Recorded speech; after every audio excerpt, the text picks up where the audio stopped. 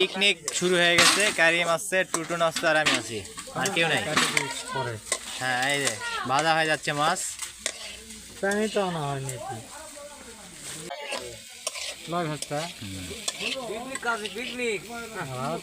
লাল লাল ভালো কে লাল কে কাটে দেখবা আমাদের কানো ডবল করি খাবার হয়। এই যে কাঁচের মাছ কাটা হচ্ছে এখন। কিসের জন্য? কারিম জানে না, বেশি খায় এই জন্য। হ্যাঁ, লল্লি বড়।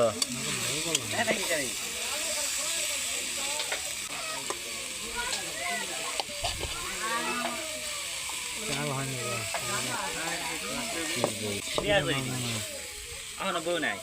এটা এখন কাটা লাগবে। বইয়ের কথা এই চ্যাংডা পেছাম্বা বিয়া করি বিয়া দাসো না তো বিয়াটা দে